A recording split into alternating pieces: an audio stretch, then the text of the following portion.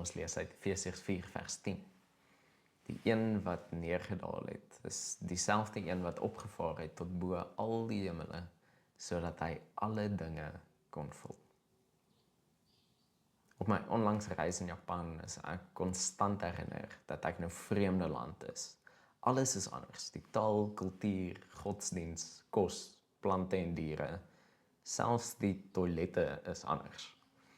In hierdie hele ander wêreld het ons 'n pelgrimstog gestap vol tempels, heiligdomme en altare wat totaal vreemd is.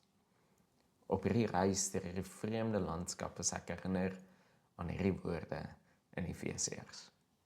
In Paastyd word ons ook daaraan herinner. Christus het opgestaan en opgevaar, nie om in die hemel te woon nie, maar om alles met sy teenwoordigheid te vul. In 'n vreemde land, in vreemde altare, tempels en mense, het ek op 'n diep manier Christus se teenwoordigheid ervaar. As ons hierdie woorde in Efesiërs ernstig opneem, beteken dit dat Christus in alles en almal is wat oor ons pad kom, waar ook al ons reis en wie ook al ons ontmoet. C.S. Lewis het dit soos volgestel: I believe in Christianity as I believe that the sun has risen, not only because I see it, but because by it I see everything else. Om te glo in Christus is om vir Christus in alles en almal anders raak te sien.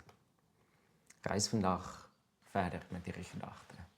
Hoe kan ons leef met 'n bewustheid dat Christus in alles teenwoordig is?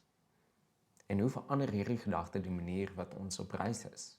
Hoe hanteer jy die dinge en mense wat oor jou pad kom, wanneer jy besef dat Christus in hulle teenwoordig is?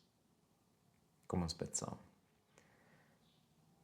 Here, maak my oë oop vir u teenwoordigheid wat alles bymekaar bring. Amen.